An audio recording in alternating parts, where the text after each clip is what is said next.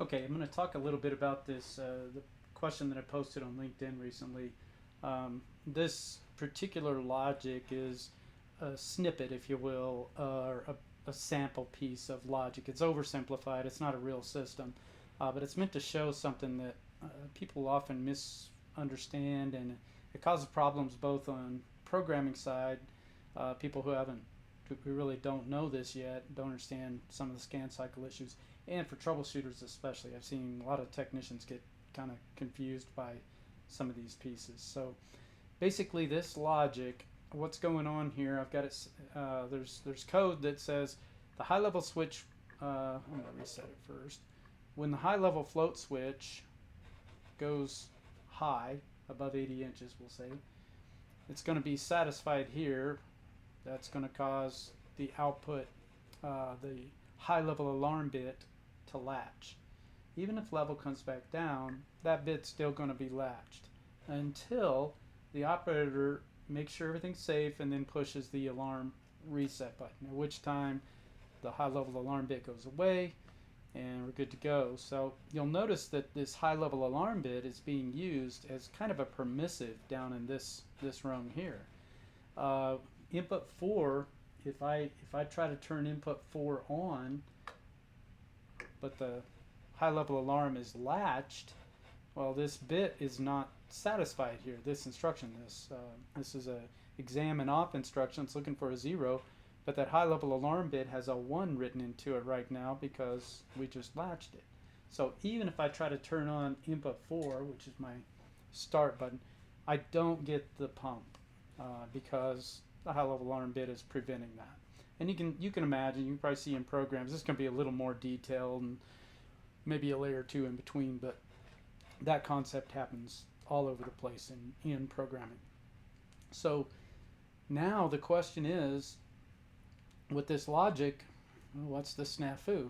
Well, if an operator really, really wants to get that tank full so he can sign off that shift and go do the next thing or whatever, they're pretty quickly going to figure out that even though we had a high level, let's say this high level's in, well, if he just pushes this button, it's going to allow the pump to run as long as he pushes the button, even though the tank might be overflowing right now.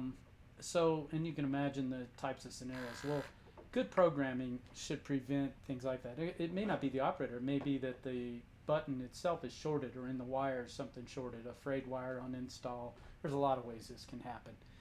So the programmer should always think about that. So what they will often do is they will kind of change the order of this. And so this is the way this order that it's written here is the way people in their brain kind of first think it should be laid out, right? Latch and then the unlatch and then the thing that it affects. But that's not really how we lay it out in programming a lot of times. What we're going to do instead, we're going to typically do something like this. I'm doing an online edit just real quick just to illustrate something. I've already evaluated all this in the field. It'd take a lot more time to do that. But in this case, what I just did is I moved this pump 100 rung. Basically, I have this rung after the latch and before the unlatch. So now what happens is if the level is high and the operator comes in here and decides they're going to try to cheat the system, it doesn't work, because what's happening in the scan cycle is that the high level alarm bit is getting a 1 written to it at this output latch instruction. Then the logic goes to the very next rung, scan, says, yep, this is true. Interestingly, this satisfied indicator here shows that satisfied, but it is not actually satisfied in the logic. We'll talk about that in a minute.